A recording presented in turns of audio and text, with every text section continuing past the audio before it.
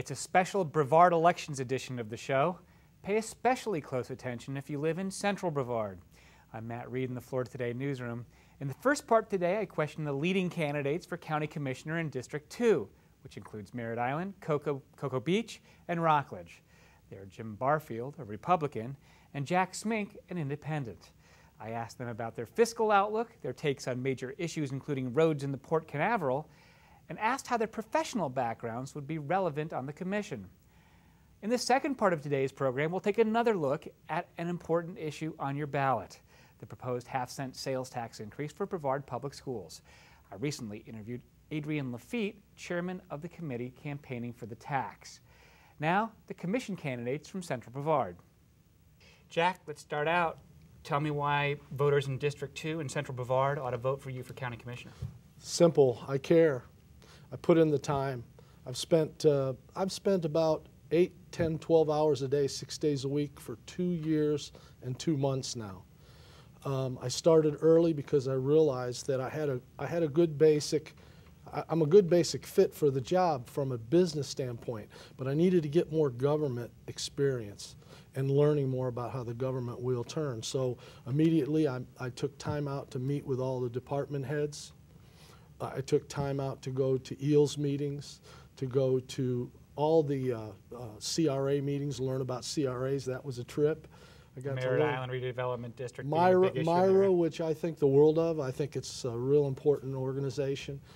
And so it took me now 2 years, 2 months, and I still have things I could get up to snuff. And I know once I get in the position, there's going to be even more learning at that point. But I don't want the taxpayers to have to teach me on the job. So I shut my business down. It's been tough. I shut my business down, but I've paid the price for the last 2 years and 2 months to make sure that the citizens got their money's worth from me. Let's talk about getting your money's worth. We'll come back to the business issue in just a second. Sure. After you dig into the budget, because every candidate says, I'm going to dig into the budget, how would you practice fiscal responsibility? Well, that's where the work ethic comes in. If I see, and not many people talk about this, our county commission are good, well-intended people, but I think sometimes it's thought of as a part-time job. That's not the approach I'm going to take. I believe that you have to do your homework, you have to be engaged, you have to be part of the system. The EDC, for instance, if we had a bigger, I believe if the county commission were more involved, hands-on, we might have been able to circumvent a lot of the cost and irritation to us with that whole ordeal. So your answer is just pay attention more. Pay attention and work hard, a strong work ethic. You have to do your homework. If you do your homework, first of all, you're not going to have problems with your counterparts because they're going to know you've done your job, you've prepared, you've come in with the answers, at least your answers to the issues, and whether they agree with you or disagree with you, there's going to be common ground. I see that with you and Bill Mick, by the way, and I appreciate it. You both work hard at what you do, and you guys find, even though I know you're diametrically opposed here and there's common ground there because you both have done your homework, and that's important. If you don't mind my saying so, you bear a striking resemblance to Elvis. Does that have something to do with the business that you mentioned earlier? Yeah, I've been a businessman all my life. I started out owning my own private business. I've run manufacturing companies and been in upper management with several manufacturing companies through the years. But a few years back, once my kids grew up, all through that time, on the weekends I was getting calls to entertain. And as a tribute artist? As a tribute artist. And it started out locally, and then people started calling me from Orlando, and next thing you know, I was in Jacksonville, and then across the United States. I've worked, in the last 9, 10 years, I've worked all over the United States, Canada, South America. I've worked all over the UK, entertaining with Lightning Strikes Twice Productions. It overtook my working for other people, and I went back into business for myself and started Lightning Strikes Twice Productions. I put together a band, 15-piece band. And by the way, just to let you know, it's not just the entertainment. I branded myself as the Elvis guy here in Brevard County, but let me tell you something. I'm a businessman. Out of 70,000 tribute artists in the world, only 5% have made a living at it. I'm one of the 5%. Out of that 5% that made a living at it, there's only 5 guys in the world that have a full production show and they can plug it in anywhere in the world and do the show. I've got a 15-piece production show and I could take it anywhere in the world and produce it.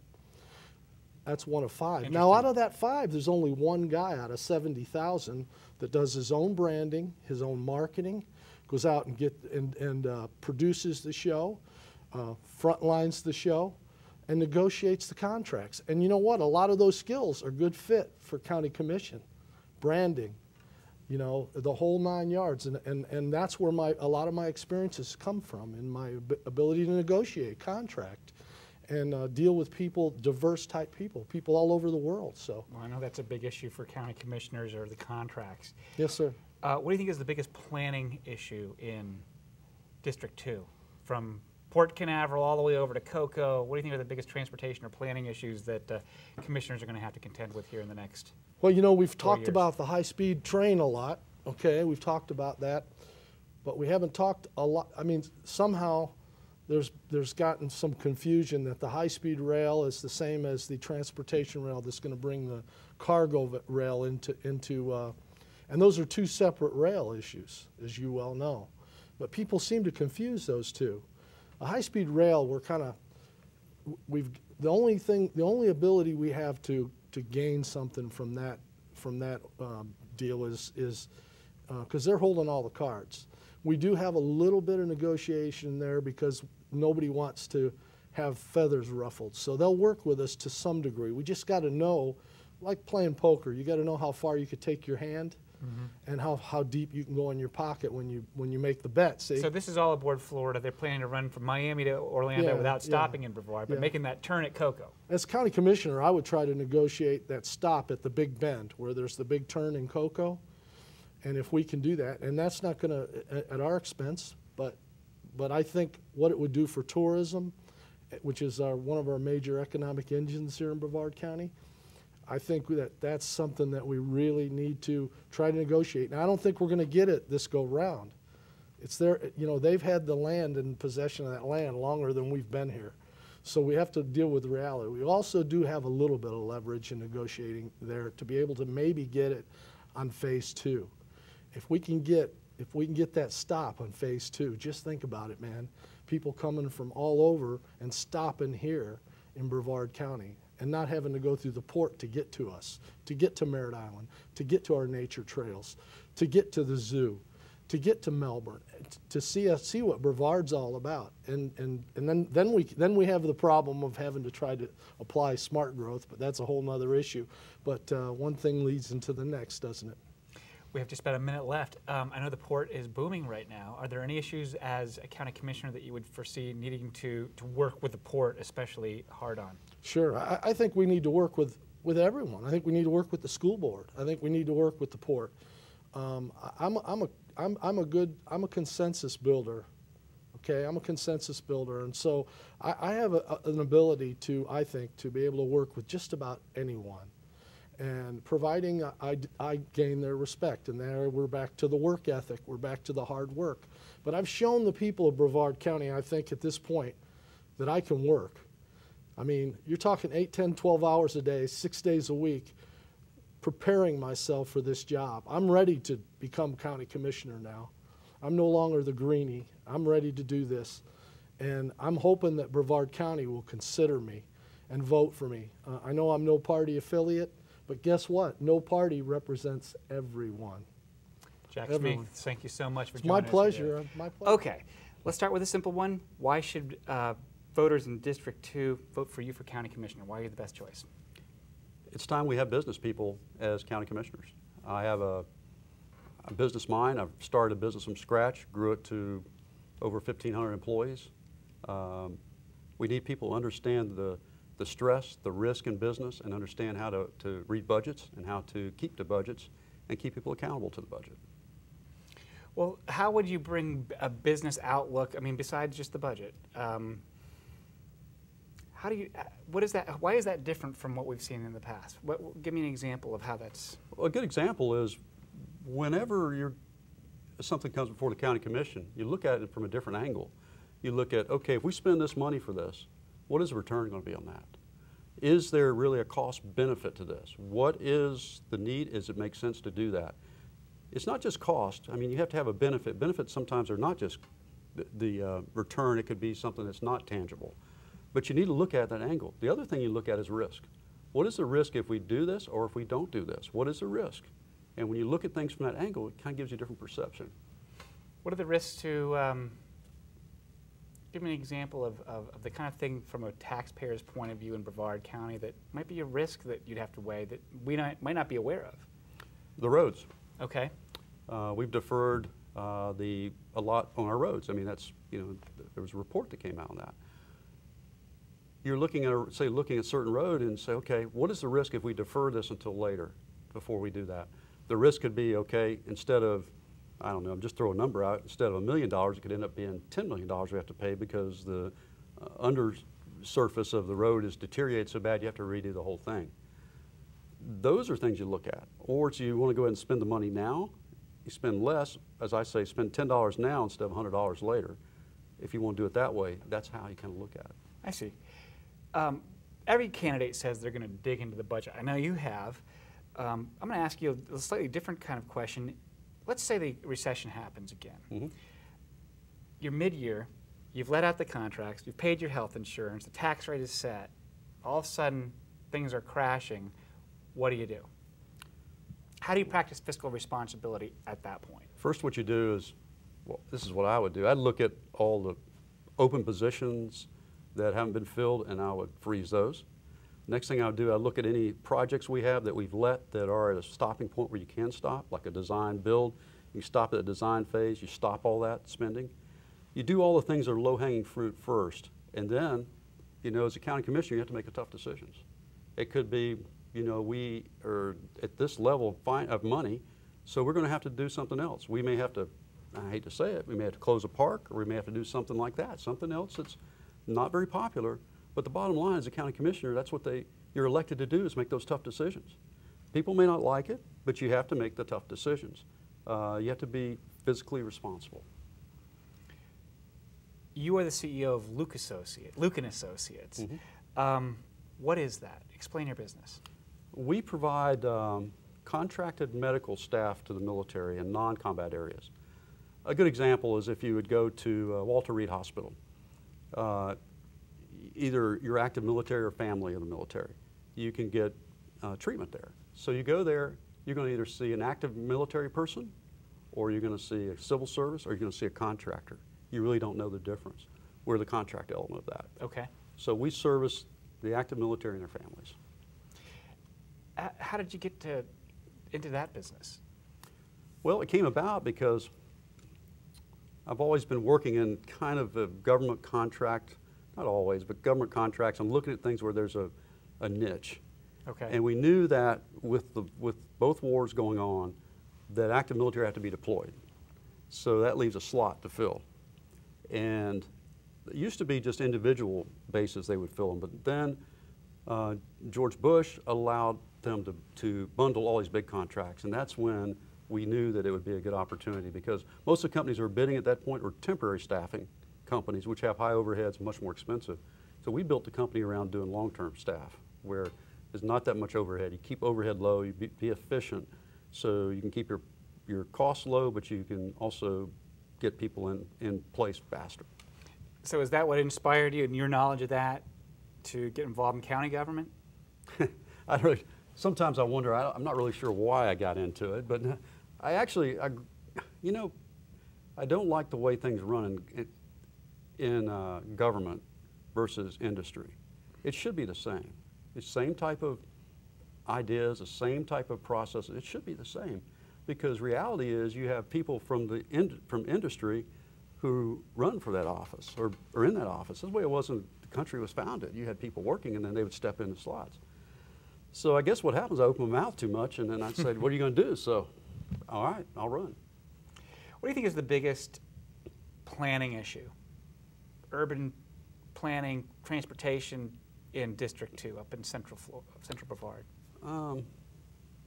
Probably the biggest planning effort is the growth. There is still growth on North Merritt Island. We saw it with the 222 homes that was recently approved to go forward. There is growth still. There's going to be growth. A lot of the roads and stuff are state roads. There's only a few that are actually county. You've got State Road 3, which will be medians be put down the middle and right. some widened. But we also have the beach line, which is state, but that's going to impact the whole Merritt Island when they widen that to 6 lanes.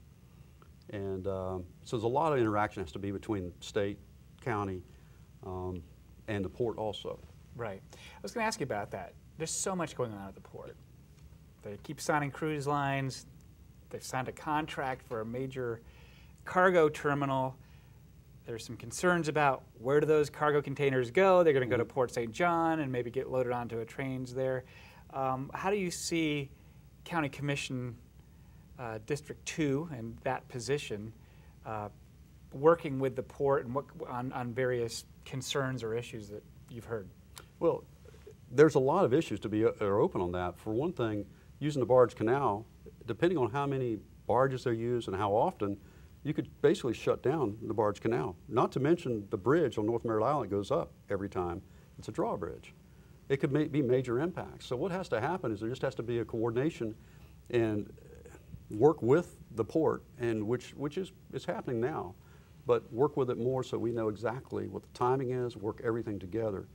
The growth, they're looking, for train and all of that, that has to be working coordinated also. But reality is, we just need to coordinate with them, work much better with them. And it is happening now. I mean, I've talked to John Walsh, I've talked to a lot of people there quite often already. And they're all open to that. We just have to do it. Yeah, they're moving at some fairly breathtaking Absolutely. speed with this Absolutely. stuff.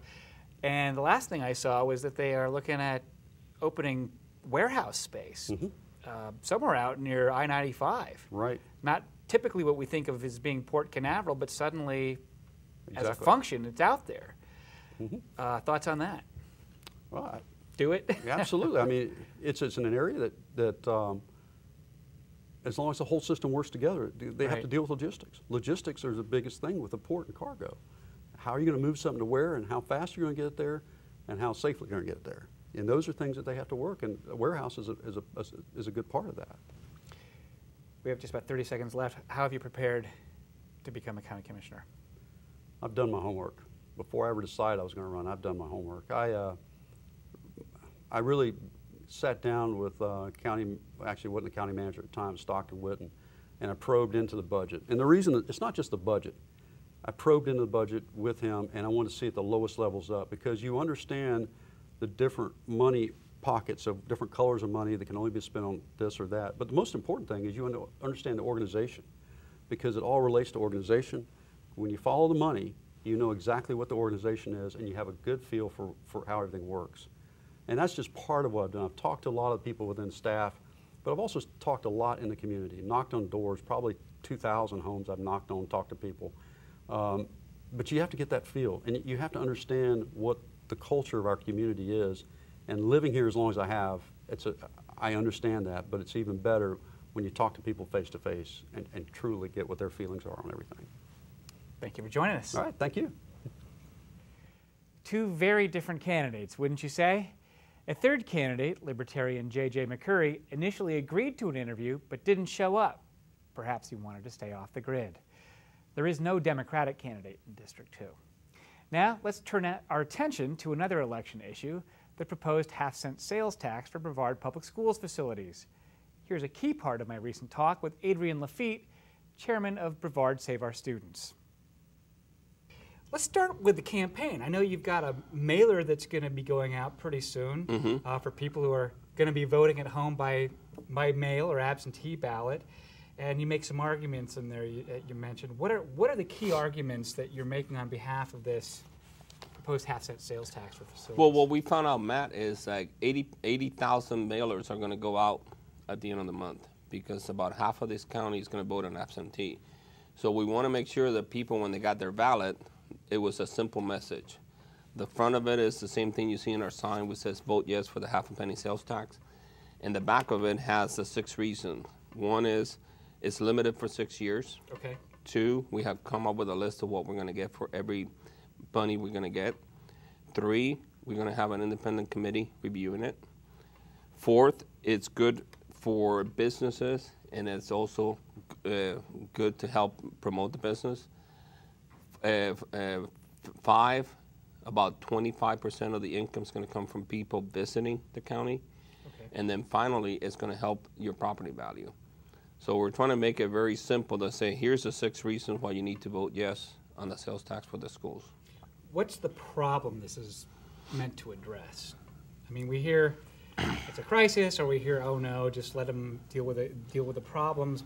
Help me understand, if I'm a viewer at home, what's going on in the schools that would warrant this kind of proposal? The problem started probably about 6 years ago when the school saw a decline in 65% of the amount of money they get for capital. Capital money is used exclusively to do building facilities, repairs, buses, security, and computers. When the air conditioning goes out. When the air conditioning, the roof, or if you get a pipe, break in the middle of the school and it start bubbling, you got to go fix it. Tires wear out on a school bus. Yeah, and then the life of a school bus, like your car, is limited, and eventually you have to replace them.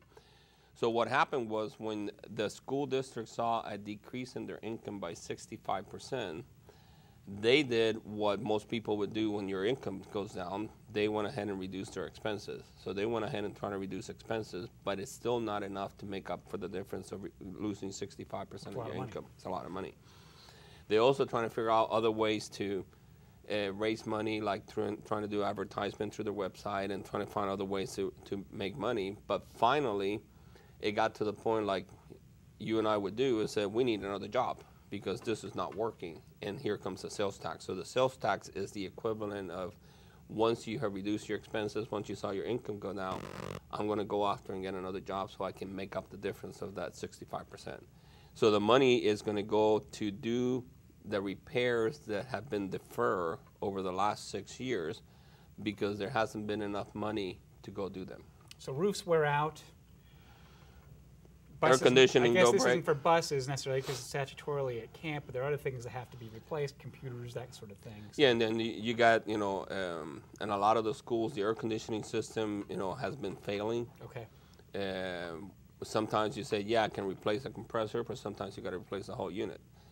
A lot of the pipes in the system are starting to break, and what they've been doing now is they find where it breaks, they fix it, but they know that maybe 2 months later, they're going to have another section that's going to break. What they need is a new water main. And what they need to do is replace the whole pipe, but they don't have the money to go do that. Okay. Security also it's important because now we're trying to make sure there's one single point of entrance for all the schools. It's not like we're going to put cameras or anything fancy. It's just making sure that there is a fence around the school so that way there's just one entry point. I see. Rather than keeping open campuses. So how much would this raise? For over 6 years? Our prediction is about $198 million, about $33 million a year. We're also predicting, based on the sales tax, that it's about 25% of it will be coming from the tourists. And the argument we meant to a lot of people that say, I don't want to pay for this, we're going like, well, do you go to Orlando? And they go, yeah. Do you go buy clothes there? Yeah. Do you eat there? Yeah. We say, you're supporting their school system. But when the residents of Orlando and some other places come here to go to the beach, or go see a launch like we've been having lately, they don't support our school system. And they're going, that's not fair. He says, that's what we're trying to do. And actually, Brevard is only one of 12 counties in Florida that did not have a sales tax for schools. Wow. One of the questions that I've gotten from a couple of parents, including a parent or two in Merritt Island, where I know you are involved, is they have sports facilities and things that they want to also see upgraded and that kind of thing. Would any of this tax money go to things like sports facilities and new media projectors and things like that, or is? If we had the tax money for 20 years, then the answer would be yes. But what the school district has done is they have done a priority list by school to try to address those items that need immediate repair, roof, air conditioning, water facilities, safety of the kids, handicap access. So even though, like I said, I'm familiar with what Merritt Island wants, because I've worked the concession stands there a lot, and I know that it could be, but unfortunately, that's something that's way down the list, because what's more important is to create an environment for our kids that helps them get educated, and that's the main thing we're trying to do. I'm going to just hit you with some of the objections that I've heard. In fact, the other night, we'll start with one that came up at a forum or a panel discussion that we had at Eastern Florida State College, and one of the more critical members on that panel said, hey, there's no plan. I had seen the list and thought there was a plan, but what did you make of that? I mean, a long-term kind of capital plan. What did you make of that? I think, and I know she's not here to defend herself, but I think she was trying to mix operational funds with capital funds. Okay. And I think when she was trying to say that there was no plan, I think she was mixing the two. There is a very distinct plan for what we're going to do with the surtax. We have a list. We know how we're going to spend them. We have the priority. And so that's very well defined. I think what she was implying that maybe there is not a plan to say how can I reduce further expenses, like maybe privatizing buses or food or garbage or recycle. And I think that's what she was saying. She hasn't seen that plan, but that, what she was referring to, refers to the operational side of the budget, not the capital expenditure. So part of a broader, so she would like to see, as a conservative, a bigger strategy. A bigger strategy by a school board to say, hey, look, we're going to try to do this and catch up on facilities, but we need to still continue to be fiscally responsible and conservative going forward. I get that. Well, that's our program. Thanks for joining us in the Florida Today newsroom. Remember, you can publish your reaction to this show or comment on anything you read in Florida Today. Just send me an email to letters@floridatoday.com or reach me on Facebook at facebook.com/MattReedNews. I'm Matt Reed. We'll see you right here next Wednesday on WEFS and FloridaToday.com.